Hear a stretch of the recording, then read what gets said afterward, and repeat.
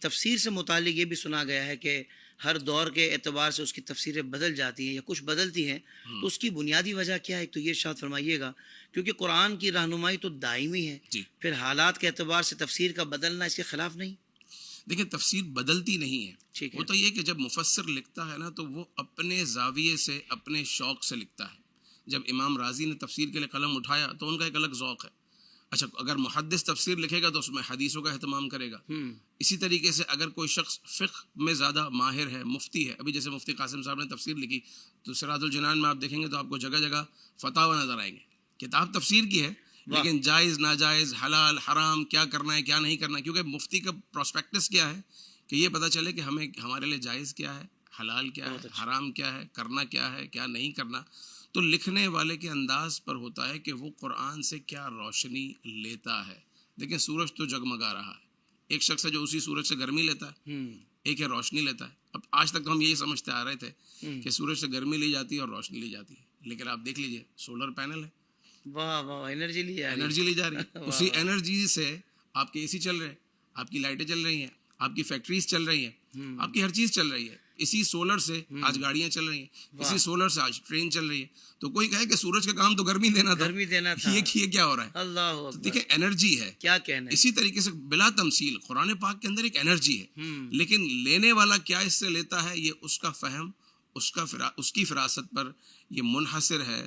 تو ہر مفسر کا انداز الگ ہوتا ہے۔ سیدی اعلیٰ حضرت امام اہل سنت نے قرآن پاک کی جو تفسیر کی، یا ترجمہ کنز الایمان کو دیکھ لیجئے، یا خزائن العرفان کو دیکھ لیجئے، یا نور العرفان کو دیکھ لیجئے، تو وہاں آپ کو نظر آئے گا ادب، عشق مصطفیٰ صلی اللہ علیہ وسلم، کیونکہ ان کی ذات میں وہ غالب تھا۔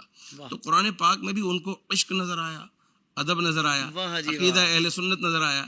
اچھا، اگر آپ دیکھیے مفتی احمد یار خان نعیمی کو ایک ایک پارے پہ ایک ایک جلد لکھ دی، ان کی تفسیر کو دیکھیے تو آپ کو تفسیر صوفیانہ بھی نظر آئے گی، تفسیر عالمانہ بھی نظر آئے گی، کیونکہ آپ ایک زبردست عالم بھی تھے اور صوفی بزرگ بھی تھے۔ سبحان اللہ۔ تو لکھنے والا قرآن پاک سے جو لینا چاہے، وہ ہے نا کہ حضرت علی کرم اللہ تعالیٰ وجہ الکریم کہتے ہیں کہ اگر میں سورہ فاتحہ کی تفسیر لکھنا چاہوں تو 70 اونٹ پیپر سے اوراق سے بھر دوں مگر سورہ فاتحہ کی تفسیر ختم نہ ہو۔ یعنی اس میں وسعت کتنی ہے، اللہ کلام میں یہ بتا دیا پہلے مولا علی نے، یعنی اب کل کو کوئی اعتراض بھی نہ کرے کہ یار اتنی لمبی تفسیر آپ کیسے لکھ رہے ہیں۔ بالکل۔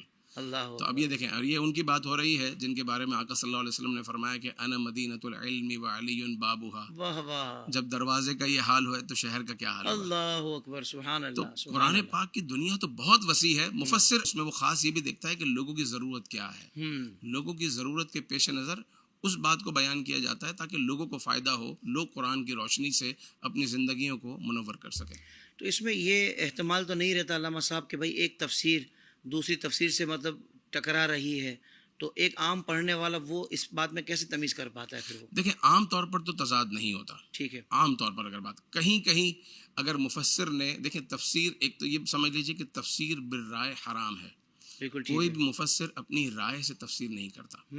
یا تو تفسیر القرآن بالقرآن ہوگی، یعنی قرآن کی آیت کی تفسیر قرآن کی آیت سے ہی ہوگی، یا تفسیر قرآن بالحدیث ہوگی کہ آپ صلی اللہ علیہ وسلم کے فرامین سے قرآن کی تفسیر ہوگی، یا اقوال صحابہ سے ہوگی، یا اجماع علماء سے ہوگی۔